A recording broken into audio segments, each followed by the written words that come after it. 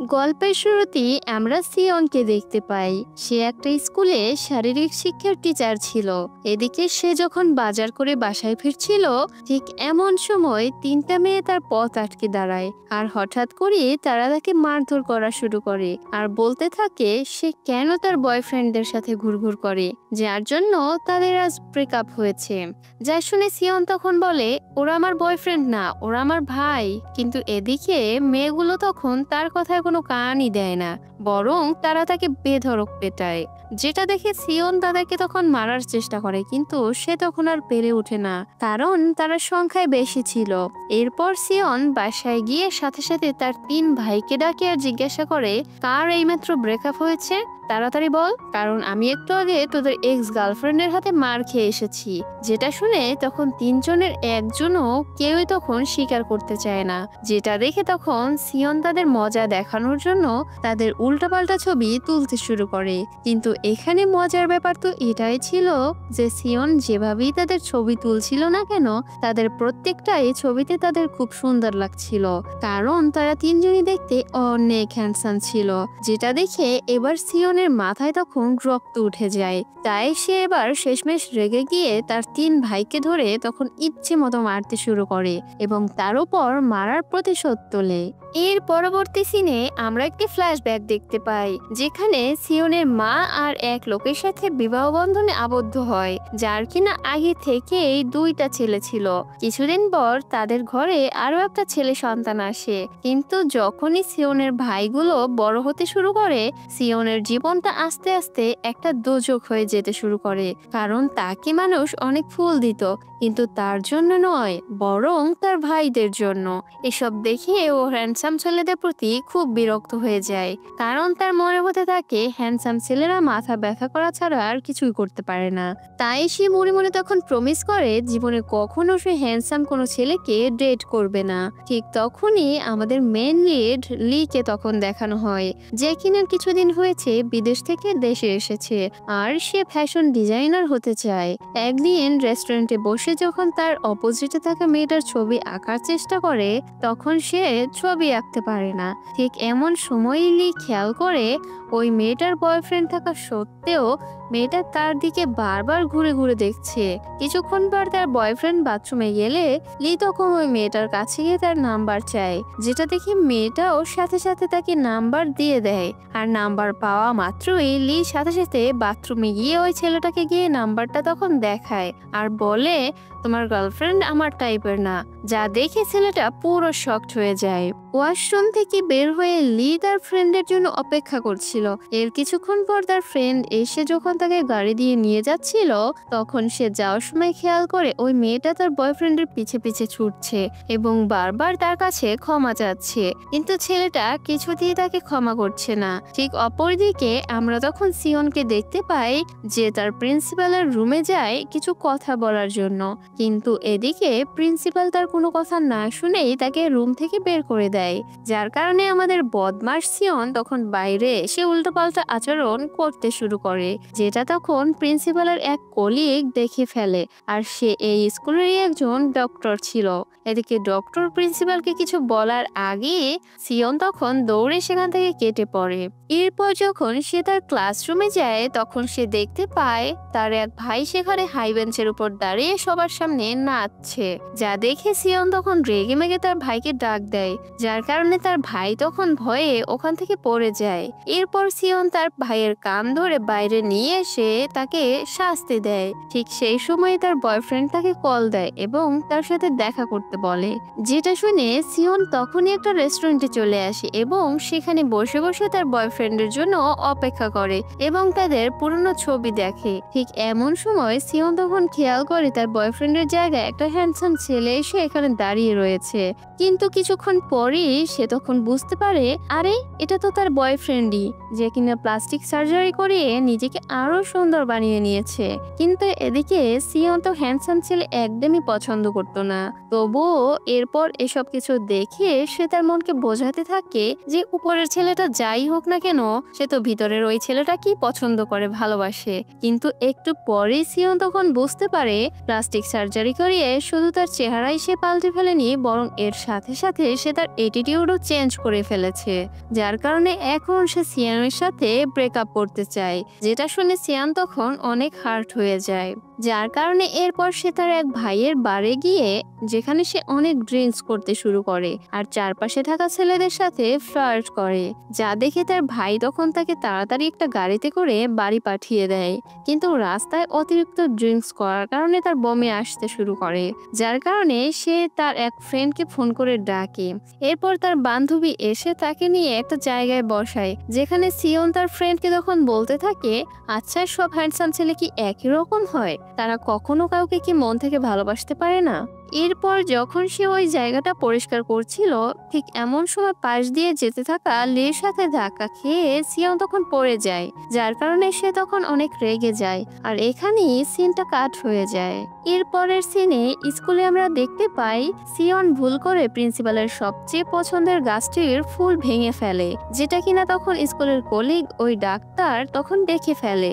এরপর প্রিন্সিপাল যখন সবাইকে রেগে গিয়ে এই ব্যাপারে জিজ্ঞাসা করে, যেটা শুনে তখন সাফ সাফ ডাক্তার সবকিছু বলে দেয়, যা দেখে এবার সিয়নের তো পুরো হ্যান্ডসাম ছেলেদের উপর থেকে বিশ্বাস উঠেই যায়, কারণ হ্যান্ডসাম ছেলেরা একটুও বিশ্বাসের যোগ্য না।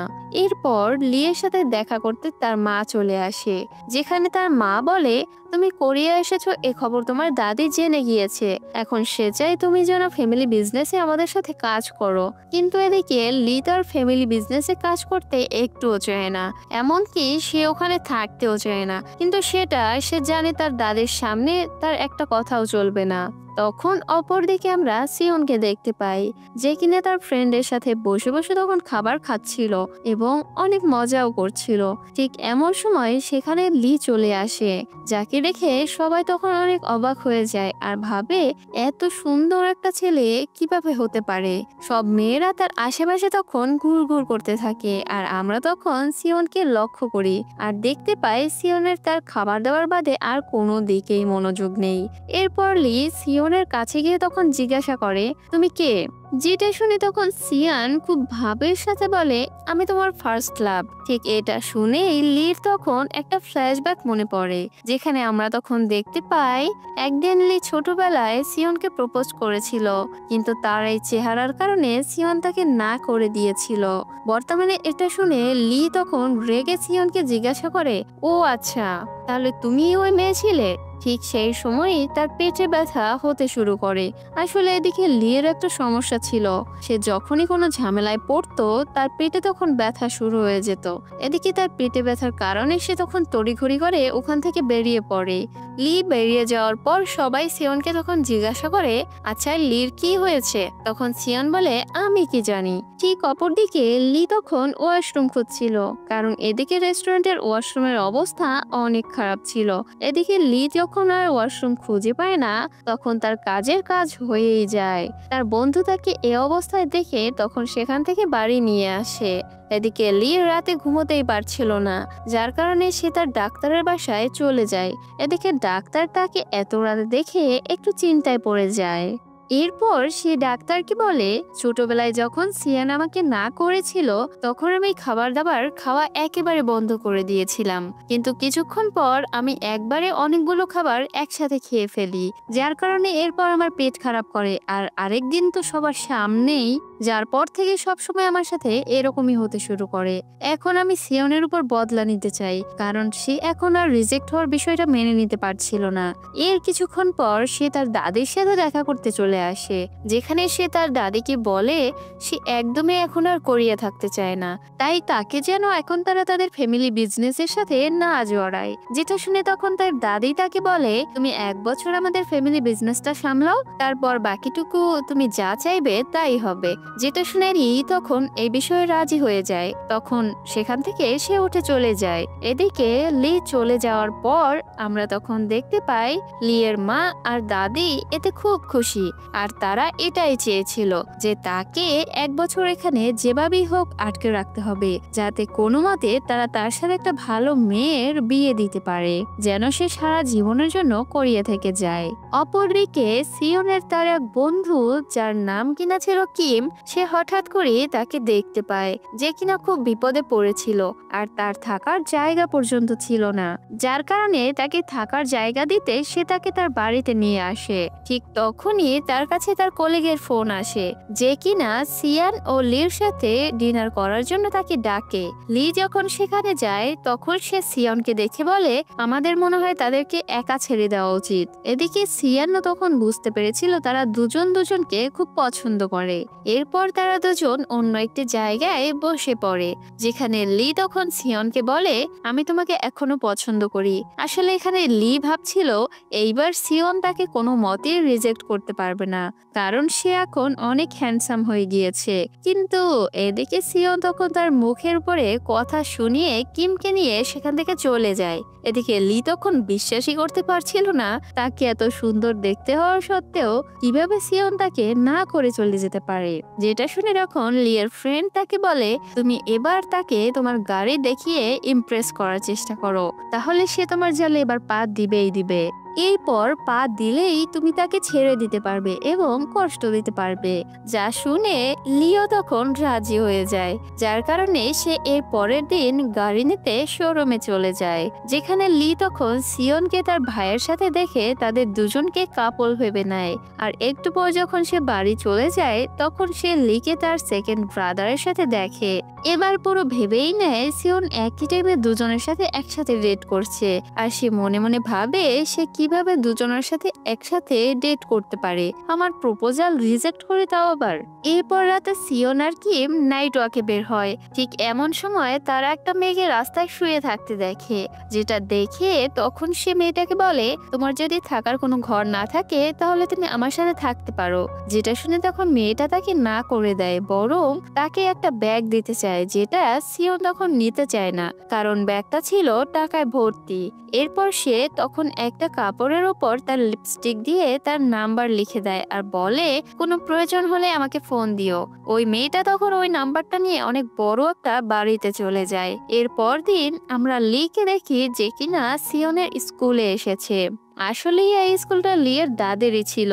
সেখানে সে যখন সিয়নকে দেখে তার সাথে সাথেই তার পেট ব্যথা শুরু হয়ে যায়, তাই সে তার অফিসে চলে যায় আর তার ডাক্তার বন্ধুকে ফোন করে। তখন তার ডাক্তার বন্ধু তাকে মেডিসিন নিতে বলে আর এর সাথে এটাও বলে, তুমি সিয়নের চোখের দিকে তাকানোর চেষ্টা করো। কিন্তু লি তো সিয়নের চোখের দিকে একদমই তাকাতে পারে না, তাই সে এবার সিয়নের একটা ছবি তুলতে যায়, কিন্তু সেই ছবিতে সে তার চোখের দিকে তাকানোর পরপরই তার আবারও পেট ব্যথা শুরু হয়ে যায়। ঠিক অন্যদিকে কিম তখন সিয়নকে জিজ্ঞাসা করছিল লি কেন আমাদের স্কুলে এসেছিল, কিন্তু এতে সিয়ন তখন কোনো উত্তর দিতে পারে না।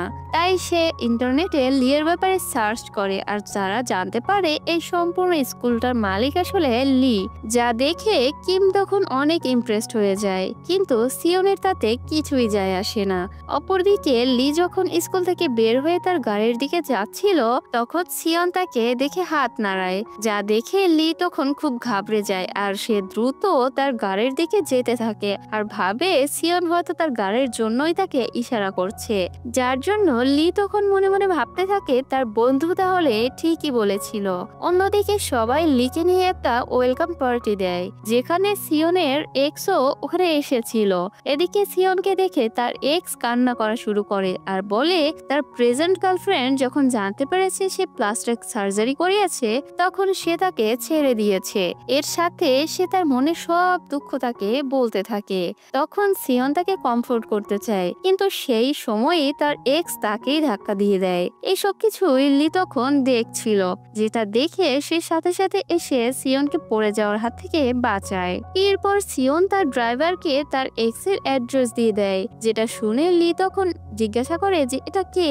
তখন সিয়ন উত্তরে বলে এটা আমার এক্স, যে দেখতে আগের মতো আর নেই।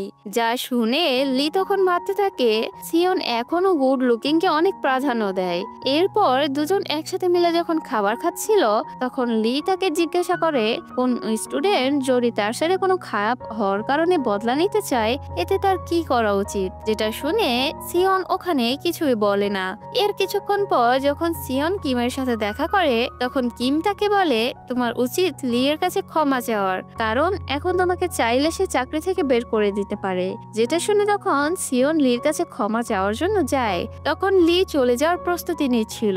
তখন সিয়ন লিকে বলে আমরা ছোট ছিলাম তাই অনেক ভুল করেছি, এখন উচিত আমাদের এসব কিছু ভুলে যাওয়া। ঠিক এটা বলে সিয়ন সেখান থেকে চলে যেতে থাকে, কিন্তু সেই সময় লি হাতে ব্যথা পাওয়ার কারণে তার দুটো আঙুল ভাঁজ করে রেখেছিল।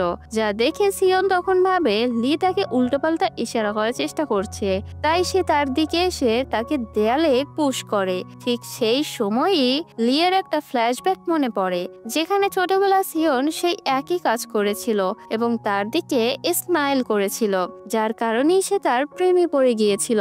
কিন্তু এদিকে সে দেখতে সুন্দর না হওয়ার কারণে কেউ তাকে পাত্তাই দিত না।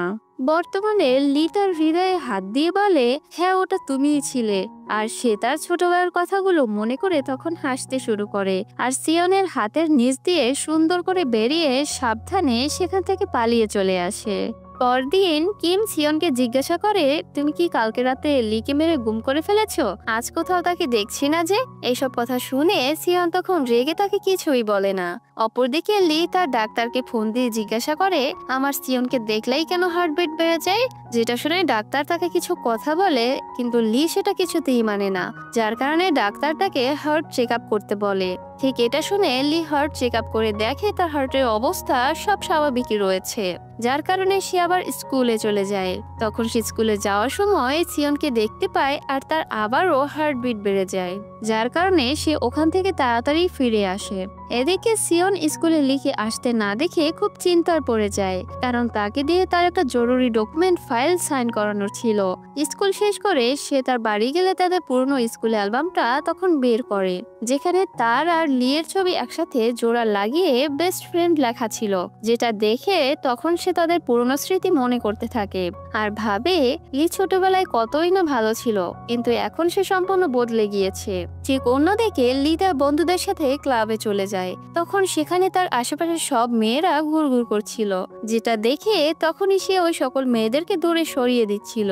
যেটা দেখে তার ফ্রেন্ড তাকে বলে তোমার এখানে মেয়েদেরকে ডেট করা উচিত, কিন্তু এদিকে ছোটবেলার কাহিনীর জন্য সে আসলে এখন কোনো মেয়েকেই ভালোবাসতে পারছিল না, যার কারণে সে এরপর ওখান থেকে রাগ করে চলে আসে। এদিকে লি অনেকদিন ধরে স্কুলে না আসার কারণে সিয়ন অনেক চিন্তায় পড়ে যায়। তাই সিয়ন তখন লি এর নাম্বারে ফোন দিয়ে তার ডকুমেন্ট সাইন করানোর জন্য বাইরে দেখা করতে বলে, কিন্তু এদিকে লি বাইরে দেখা করতে পারবে না বলে দেয় আর বলে যে তোমার যদি দেখা করতেই হয় তাহলে তুমি আমার বাসায় আসো।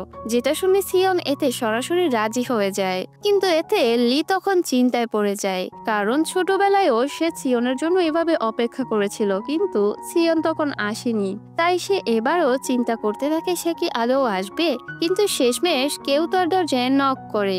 তখন সে দেখতে পায় সিয়ন কিছু ড্রিঙ্কসের বোতল নিয়ে তার দরজার বাইরে দাঁড়িয়ে রয়েছে। তখন সে মনে মনে ভাবতে থাকে এত রাতে একটা মেয়ে এতগুলো ড্রিঙ্কসের বোতল নিয়ে কখনো কি শুধুমাত্র ডকুমেন্ট সাইন করার জন্য আসবে? হতে পারে ডকুমেন্ট সাইন করার শুধু একটা বাহানা মাত্র। এরপর সিয়ন ওয়াশরুমে যেতে চায়, কিন্তু যখন সে ওয়াশরুমে যেতে নেয় তখন সে সময় সে লিয়ের রুম দেখতে পায়। ছোটবেলার মতোই সে তার আর্ট নিয়ে আজও ব্যস্ত ছিল। তখন সে পিছন থেকে লিকে দেখে অতীতে চলে যায় আর দেখতে পায় লিকে ঠিক ছোট্টবেলার লিয়ের মতোই লাগছিল। যেটা দেখে সিয়েন তখন লিয়ের সামনে যেতে থাকে। ঠিক তখনই কিমের মেসেজ চলে আসে আর তার মনোযোগ অন্যদিকে ঘুরে যায়।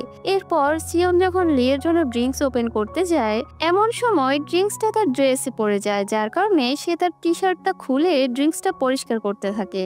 যা দেখে লি তখন তো খুব ঘাবড়ে যায় এবং সিয়নের দেওয়ার ডকুমেন্টটা পড়তে থাকে। এদিকে সিয়ন তাকে ডকুমেন্ট পড়তে দেখে তার মনে হয় যে লি সেটা কিছু কিছুটা বুঝতে পারছে না, যার কারণে সে তার কাছে গিয়ে তাকে বোঝাতে শুরু করে। যার কারণে এবার লিয়ের মনে কিছু একটা হতে শুরু করে, আর এই কারণে সে সিয়নের থেকে দূরে চলে যেতে চায়। তাই সে সিয়নকে এখান থেকে চলে যেতে বলে, কিন্তু সিয়ন তার পিছে পিছে গিয়ে বলে, তুমি ছোটবেলার কারণে আমার সাথে এরকম করতে পারো না। যেটা শুনে লি যখন পিছনে ঘুরে তখন সিয়ন তার সাথে ধাক্কা খায়, আর এইসবের কারণে সে সিয়নকে তুলে নিয়ে বাইরে বের করে দেয়। এদিকে বাইরে সিয়নের কলিগ আর লিয়ের ফ্রেন্ড দাঁড়িয়ে ছিল। তারা দুজনে এসব দেখে খুবই অবাক হয়। এদিকে সিয়ন চলে যাওয়ার পর লি নিজের টি শার্টের ভিতরে মাথা গুজে বসে থাকে। একটু পর যখন সে ওখান থেকে তার রুমে যেতে নেয়, ঠিক এমন সময় তার সিয়নের টি শার্টটা চোখে পড়ে, যেটা দেখে সে সেটা তার সাথে তুলে নিয়ে সেখান থেকে চলে যায়। এদিকে রাতে লি কিছুতে ঘুমাতেই পারছিল না, তার বারবার শুধু সিয়নের কথাই মাথায় আসছিল। তাই সে এবার ডিসিশনে আসে যে সে এখন ওয়ার্কআউট করবে, কিন্তু এদিকে ওয়ার্কআউট করার পরও তার ঘুম আসে না, বরং তার মনে হতে থাকে সিয়ন তার খুব কাছেই রয়েছে। তাই সে এবার অন্য ডিসিশন নেয় যে পুরোদমে লেগে যায় যে এখন থেকে সিয়নকে সে ইগনোর করবে। যার কারণে সে পরদিন সিয়নের শার্ট ড্রাই ওয়াশ করে তার ডকুমেন্ট সিগনেচার করে সেটা তাকে পাঠিয়ে দেয়। সিয়ন সেটা হাতে পেয়ে খুব খুশি হয় এবং ফোন দিয়ে ধন্যবাদ বলে, যেটা শুনে লি এবার মনে মনে ভাবতে থাকে সিয়ন যেভাবে ধন্যবাদ বলছে যেন তাদের রাত্রিবেলা কিছুই হয়নি। আর এরই মধ্যে দিয়ে আজকের এই পর্বটি এখানেই শেষ হয়ে যায়। পরের পর্ব দেখার জন্য অবশ্যই আমাদের কমেন্ট করে জানিও। আর দেখা হবে পরের ভিডিওতে। সেই পর্যন্ত ভালো থাকো সবাই, সুস্থ থাকো, টেক কেয়ার, বাই বাই।